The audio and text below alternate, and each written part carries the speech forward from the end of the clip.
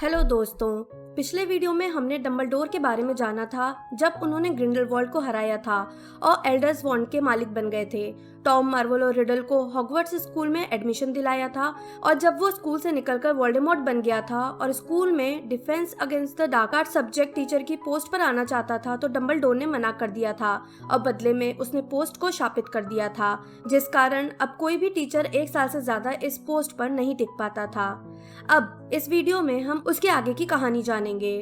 तो डंबलडोर अब हॉगवर्ट्स के हेडमास्टर थे और 1980 में डंबलडोर को डिविनेशन यानी भविष्य कथन सब्जेक्ट के लिए प्रोफेसर की जरूरत पड़ गई। उन्होंने खुद कभी डिविनेशन सब्जेक्ट नहीं पढ़ा था, पर हॉगवर्ट्स में ये सब्जेक्ट था, इसलिए उन्हें इसके टीचर की जरूरत थी। प्रोफेसर ट्रेलॉनी ने इस पोस्ट के लिए अप्लाई किया था। वो एक फेमस सीयर यानी भविष्यवक्ता की परपोती थी, इसलिए डंबलडोर ने उन्हें चांस देने के बारे में सोचा, क्योंकि ये क्वालिटी जेनेटिक होती है। क्योंकि सिबिल ट्रेलॉनी गरीब थी, इसलिए वो रिश्ती कढ़ाई में रुकी थी और डंबलडोर उन्हें वहां मिलने गए थे। जब उन्होंने ट्रेलॉनी से बात की तो उन्हें लगा कि ट्रेलॉनी में कोई क्वालिटी नहीं और वो अनस्टेबल भी हैं।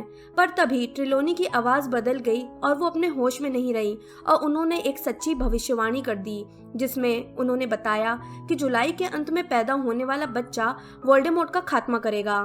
उसके पेरेंट्स ने 3 बार वोल्डेमॉर्ट का सामना किया होगा और बच गए होंगे। एक के रहते दूसरा जिंदा नहीं रहेगा और सबसे बड़ी बात, वोल्डेमॉर्ट उस बच्चे को खुद अपने बराबर का दुश्मन मानेगा।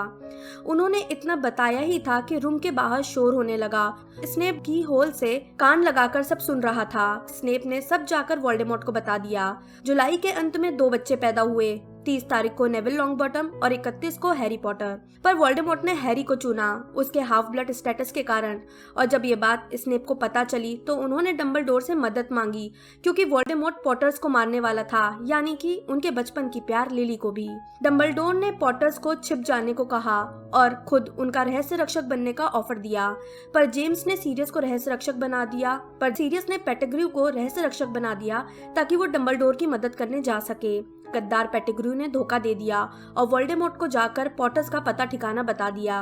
वोल्डेमॉर्ट उनके घर पहुंच गया और इससे पहले कि डंबलडोर या कोई और कुछ कर पाता, वोल्डेमॉर्ट ने जेम्स को और फिर लिली को मार दिया।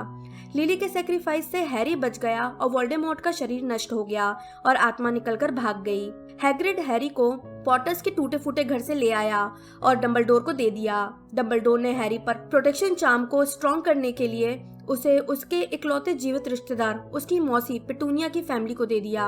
सबको लगता था कि वोल्डेमॉर्ट मर गया, पर डंबलडोर को हमेशा से पता था कि वोल्डेमॉर्ट पक्का वापस आएगा और ये बात सच साबित हुई 11 साल बाद, जब वोल्डेमॉर्ट ने क्विरिल के शरीर पर कब्जा कर लिया था। डंबलडोर को क्विरिल पर स्टार्टिंग से ही शक था और जब डंबलडोर को आभास हुआ कि वोल्डेमॉर्ट पारस पत्थर ढूंढने की कोशिश करेगा, इसलिए पत्थर को ग्रीनगॉट की तिजोरी से निकलवा कर उन्होंने हॉगवर्ट्स में रखने का फैसला कर लिया। उन्होंने शाहीबाग के दर्पण को मंगवाया और उसे एक क्लासरूम में रखा ताकि पत्थर को इसके अंदर किसी बेहतरीन विचार से छिपा कर रखा जा सके ताकि कोई भी उसे ले ना सके। उन्होंने स्नेप को भी इस काम में लगा दिया। स्नेप क्विरिल पर नजर रखने लगे थे, पर जब आईने को क्लास में रखा ही गया था, हैरी ने इस आईने को देख लिया। डंबलडोर को जब ये पता चला तो उन्होंने हैरी को डांटा नहीं, बल्कि उसे बता दिया कि आईना कैसे काम करता है। उन्होंने बाकी प्रोफेसर्स की हेल्प लेकर पत्थर छिपा दिया, पर क्विरिल और हैरी दोनों ही सारे स्टेजेस पार करके आईने तक पहुंच गए, पर हैरी ने पत्थर हासिल कर लिया। क्विरिल हैरी को मारने ही वाला था कि डंबलडोर एंड टाइम पर वहां पहुंच गए और क्विरिल से हैरी को बचा लिया। फिर उन्होंने निकोलस से बात करके पत्थर को नष्ट कर दिया। जब हैरी को टॉम रिडल की डायरी मिली थी, तब डंबलडोर को यकीन हो गया कि वोल्डेमॉर्ट ने पहले ही हॉर्क्रक्स बना लिए हैं, क्योंकि डायरी एक हॉर्क्रक्स थी। डंबलडोर वोल्डेमॉर्ट को जितना समझते थे, वो जानते थे कि उसने सिर्फ एक ही हॉर्क्रक्स नहीं बनाया होगा। इस बात को पक्का करने के लिए कि आखिर उसने कितने हॉर्क्रक्स बनाए, डंबलडोर वोल्डेमॉर्ट से जुड़े लोगों से मिलकर उसके बारे में पता करने लगे। वो उन सब यादों को इकट्ठा करने लगे जो या तो उनके पास थी या इसे उन्होंने लोगों से हासिल की थी। जब ट्राइविज़ार्ड टूर्नामेंट होने वाला होता है, डंबलडोर ये पक्का करते हैं कि कोई 17 साल से कम का बच्चा इसमें पार्ट न ले, पर बार्टी क्राउच जूनियर की चाल के चलते हैरी का नाम गॉबलेट ऑफ फायर में डाल दिया जाता है और गेम की आड़ में वोल्डेमॉर्ट जिंदा हो जाता है। सिर्फ डंबलडोर ही थे जिन्हें हैरी पर पूरा यकीन था कि उसने अपना नाम प्याले में नहीं डाला था और वो जो भी वोल्डेमॉर्ट और कब्रिस्तान के बारे में बता रहा था वो सब सच था।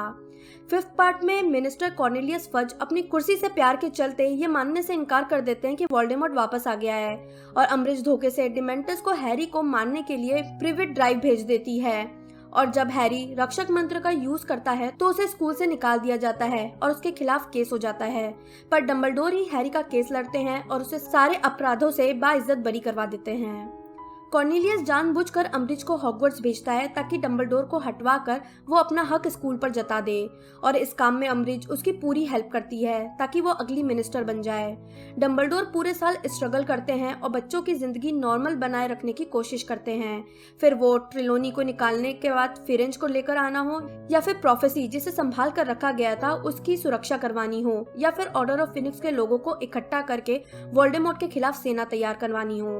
एक रात हैरी सपने में देखता है कि वोल्डेमॉर्ट ने मिस्टर वीजली पर हमला कर दिया है, और जब वो डंबलडोर को सारी बात बताता है तो डंबलडोर को 2 बातें पता चल जाती हैं। एक कि हैरी और वोल्डेमॉर्ट का दिमाग आपस में जुड़ा हुआ है और वो एक दूसरे के दिमाग में झांक सकते हैं, और दूसरा कि हैरी का यूज करके वोल्डेमॉर्ट डंबलडोर की जासूसी करवा सकता है, ऑर्डर ऑफ फिनिक्स के मेंबर का पता चलवा सकता है, स्नेप की सच्चाई सामने आ सकती है और डंबलडोर उसके हॉर्क्रक्स का पता लगाने की कोशिश कर रहे हैं, ये बात भी पता चल सकती है।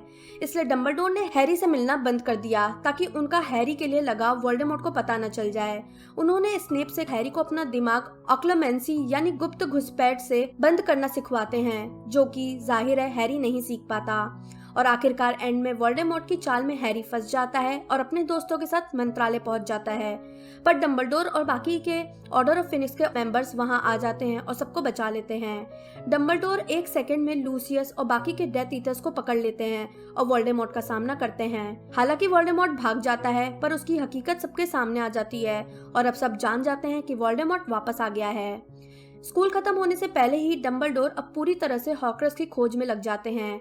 वो अपनी यादों में जाकर देखते हैं, वो सारी यादों की बारीकी से जांच करते हैं और उन्हें कुछ पॉइंट्स मिल जाते हैं। पहला कि वोल्डेमॉर्ट को बचपन से अपने शिकार की कोई चीज कलेक्ट करने की आदत थी, याद के तौर पर।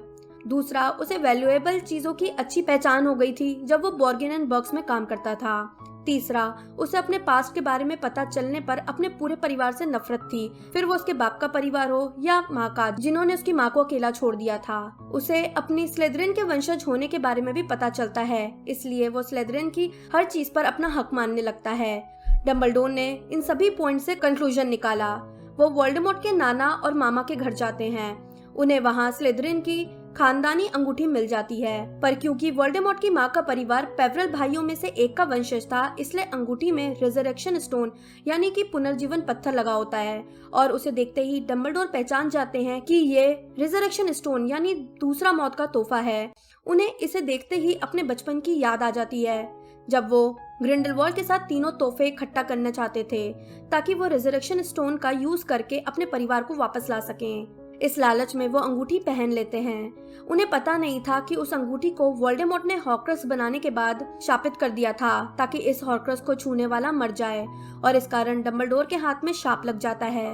वो स्नेप को तुरंत बुलाते हैं। स्नेप चेक करता है और उन्हें ठीक करने की कोशिश करता है, पर वो अंत में बताता है कि ये शाप बस 1 साल तक ही एक हाथ तक सीमित रहेगा, उसके बाद ये शरीर में फैल जाएगा और डंबलडोर मर जाएंगे। उनके पास अब बस 1 साल का समय बचा था सारे हॉर्क्रक्स और वोल्डेमॉर्ट को नष्ट करने के लिए, इसलिए उन्होंने फैसला किया कि वो हैरी को वो सब बता देंगे जिससे हैरी वोल्डेमॉर्ट को खत्म कर सके। वो ग्रिफिंडोर की तलवार लेते हैं जिससे बेसिलिस्क यानी कि काल दृष्टि को मारा गया था, और तलवार ने उसका जहर सोख लिया था। वो उससे अंगूठी नष्ट कर देते हैं और उसमें से पत्थर निकालकर उसे उस सुनहरी गेंद में रख देते हैं जो हैरी ने फर्स्ट टाइम पकड़ी थी। अब क्योंकि डंबलडोर की मौत करीबी थी, इसलिए उन्होंने अपनी विल बनाई जिसमें उन्होंने अपनी सारी संपत्ति हॉगवर्ट्स के नाम कर दी, सिवाय उस सुनहरी गेंद के जिसमें पत्थर छिपा था, उनका खुद का इल्यूमिनेटर और बिडल द बार्ड की बुक जिसमें उनके खुद के नोट्स थे। उन्होंने ये तीनों चीजें हैरी, रॉन और हर्माइनी के नाम की। साथ ही उन्होंने ग्रिफिंडोर की तलवार को भी हैरी के नाम कर दिया था। हालांकि वो तलवार उनकी नहीं थी, पर वो चाहते थे कि इससे हैरी को इशारा मिल जाए कि उसे तलवार की जरूरत पड़ेगी। उन्होंने हर्माइनी को बुक दी क्योंकि ये पुरातन लिपि में थी जिसे हर्माइनी आसानी से पढ़ लेती थी, पर उसमें हाथ से बनाया एक सिंबल भी था जो कि मौत के तोहफों का था और हर्माइनी उसे डिकोड कर सकती थी। और फाइनली इल्यूमिनेटर बेसिकली एक जगह से दूसरी जगह जाने का मीडियम था। उन्हें पता था कि एक टाइम बाद रॉन रास्ता भटक जाएगा और उसे इसकी जरूरत पड़ेगी। दूसरा, उन्होंने डिसाइड किया कि उनके मरने के बाद एल्डर छड़ी का मालिक किसे बनना होगा और इसके लिए उन्होंने स्नेप को चुना। जब उन्हें ये पता चलता है कि वोल्डेमॉर्ट ने ड्रेको को उन्हें मारने का काम दिया है, उन्होंने स्नेप से कहा कि जब समय आएगा तो स्नेप उन्हें मार डाले, क्योंकि वैसे ही वो 1 साल बाद मरने वाले थे और अगर डेथ ईटर्स ने उन्हें जिंदा पकड़ लिया तो वो उन्हें टॉर्चर करके मारेंगे। पर दरअसल वो ये नहीं चाहते थे कि उनको मारने वाला डेथ ईटर एल्डर वॉन्ड का मालिक बन जाए और ये भी नहीं चाहते थे कि ड्रेको उन्हें मारे, क्योंकि इससे ड्रेको की आत्मा के टुकड़े हो जाते और ड्रेको तो ये काम करना भी नहीं चाहता था। स्नेप बहुत मुश्किल से इस बात के लिए तैयार हो जाते हैं। अब आखिरी काम बचा था, उन्हें ये पक्का करना कि आखिर वोल्डेमॉर्ट ने कितने हॉर्क्रक्स बनाए और इस बात का आंसर सिर्फ एक टीचर दे सकता था जो वोल्डेमॉर्ट के बहुत करीब था और वो थे प्रोफेसर स्लगहॉर्न। डंबलडोर स्लगहॉर्न से याद मांगते हैं, पर स्लगहॉर्न याद में छेड़छाड़ करके और बदलाव करके वो याद डंबलडोर को दे देते हैं। इसलिए डंबलडोर को असली याद हासिल करना बहुत जरूरी होता है। डंबलडोर स्लगहॉर्न को दोबारा हॉगवर्ट्स में पढ़ाने का कहते हैं। स्लगहॉर्न तैयार हो जाते हैं। उस साल डंबलडोर वो सारी यादें हैरी को दिखा देते हैं जो वोल्डेमॉर्ट की जिंदगी से जुड़ी थी और हैरी से एक याद स्लगहॉर्न से लाने का कहते हैं, जिससे ये साफ हो जाए कि वोल्डेमॉर्ट ने कितने हॉर्क्रक्स बनाए थे। हैरी सूझबूझ से स्लगहॉर्न से असली याद निकलवा लेता है और उन लोगों को पता चलता है कि वोल्डेमॉर्ट 7 को सबसे ज्यादा स्ट्रॉन्ग नंबर मानता था। इसका मतलब ये था कि उसने आत्मा के 7 टुकड़े किए थे और 6 हॉर्क्रक्स बनाए थे, जिससे कि आत्मा के टोटल नंबर 7 हो जाता। उन लोगों ने 2 हॉर्क्रक्स पहले ही नष्ट कर दिए थे, डायरी और अंगूठी, मतलब 4 हॉर्क्रक्स और बचे थे। डंबलडोर को एक और बात पर यकीन हो गया था और वह यह था कि गलती से वोल्डेमॉर्ट ने एक और हॉर्क्रक्स बना दिया था जिसे वो बनाना नहीं चाहता था, पर गलती से ऐसा हो गया था। हैरी भी एक हॉर्क्रक्स था जिसमें वोल्डेमॉर्ट की आत्मा का टुकड़ा था और इस कारण ही वोल्डेमॉर्ट हैरी के दिमाग में जा सकता था और हैरी सर्प भाषा बोल सकता था। इसलिए वोल्डेमॉर्ट को पूरी तरह खत्म करने का एक ही तरीका था कि वोल्डेमॉर्ट के सारे हॉर्क्रक्स और खुद वोल्डेमॉर्ट को मार दिया जाए, जिसमें हैरी को भी मरना होगा। उन्होंने ये बात स्नेप को बताई कि जब समय आए तो हैरी को मरना होगा और ये काम खुद वोल्डेमॉर्ट करे तो ही सबसे अच्छा होगा। पर यह बात डंबलडोर ने हैरी को नहीं बताई। इसके बजाय उन्होंने उस याद को ध्यान में रखते हुए हैरी को साथ चलने का कहा जो उन्हें वोल्डेमॉर्ट के ऑर्फनेज से मिली थी, जिसमें जब वोल्डेमॉर्ट छोटा था तो वो अपने बाकी के अनाथ आश्रम के साथियों के साथ पहाड़ पर पिकनिक के लिए गया था, जहां उसने दूसरे लड़कों को डराया धमकाया था।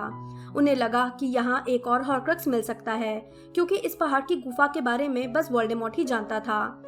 डंबलडोर और हैरी पहाड़ पर गए जहां हॉर्क्रक्स था। डंबलडोर ने पूरे दिमाग का इस्तेमाल करके गुफा में अंदर जाने का रास्ता खोजा।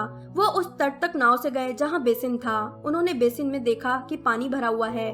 डंबलडोर जानते थे कि उनके पास वैसे ही जिंदा रहने के लिए कुछ महीने से ज्यादा का समय नहीं बचा है और ये पानी कैसा भी हो सकता था, लकवा मार सकता था, जानलेवा हो सकता था, बहुत तकलीफ देने वाला हो सकता था। हाँ, जहर नहीं हो सकता था, क्योंकि डंबलडोर के अकॉर्डिंग जो इंसान इतनी दूर तक आ गया हो उसे वोल्डेमॉर्ट इतनी आसानी से नहीं मारने वाला था। इसलिए डंबलडोर ने हैरी को वो काढ़ा न पीने देकर खुद वो काढ़ा पिया और हैरी से कहा कि कुछ भी हो जाए हैरी उन्हें वो काढ़ा पिलाता रहे।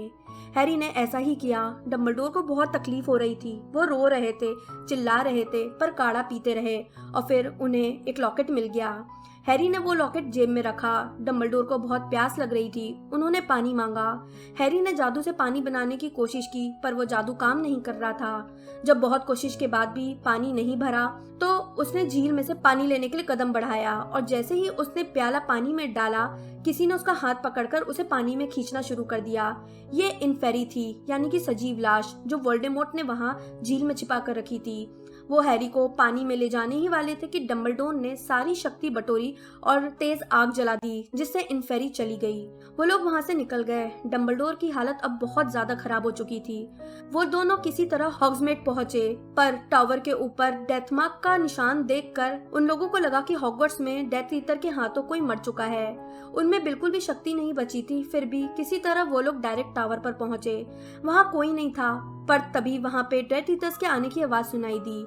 डंबलडोर चाहते तो तब भी खुद की जान बचा सकते थे, पर जो सेकंड्स का टाइम मिला था उन्होंने खुद को न बचाते हुए हैरी को स्तब्ध कर दिया और इतनी सी देर में ड्रेको अंदर आ गया और उसने उन्हें डिसार्म कर दिया। उन्होंने ड्रेको को समझाया। ड्रेको उन्हें नहीं मारने वाला था, पर बाकी के डेथ ईटर्स भी वहां पर अब पहुंच चुके थे और स्नेप भी। अब डंबलडोर जानते थे कि वो टाइम आ गया है। वो स्नेप से बस एक शब्द कहते हैं, प्लीज, और स्नेप उन्हें किलिंग कर्स से मार देता है। अपनी 115 साल की जिंदगी में डंबलडोर ने खुद के लिए कुछ नहीं किया, बस दूसरों के लिए किया। जब वो छोटे थे और खुद के लिए करना चाहते थे, तब परिवार के चलते वो नहीं कर पाए। पूरी जिंदगी में उन्हें सिर्फ एक इंसान से प्यार हुआ और वो भी धोखेबाज निकला। उन्होंने उसे अपने ही हाथों जेल में डाल दिया। लोगों के उन्हें बुरा कहने के बावजूद वो सबकी भलाई के लिए काम करते रहे। यहाँ तक कि मरने से पहले भी उन्होंने दूसरों को बचाने के बारे में ही सोचा, ना कि खुद को, इस उम्मीद में कि उनके चले जाने के बाद भी लोग उनके रास्ते पर काम करते रहे और एक दिन वोल्डेमॉर्ट फ्री वर्ल्ड आ जाए। और ऐसा ही हुआ। उनके बिना ये सब पॉसिबल नहीं होता। तो दोस्तों, ये थी कहानी डंबलडोर की। अगर आपके मन में डंबलडोर से जुड़ा कोई भी सवाल है तो नीचे कमेंट बॉक्स में आप पूछ सकते हैं। अगर वीडियो पसंद आया तो लाइक और शेयर करना बिल्कुल ना भूलें। मैं जल्दी ही नए वीडियो के साथ वापस आऊंगी। तब तक के लिए बाय बाय।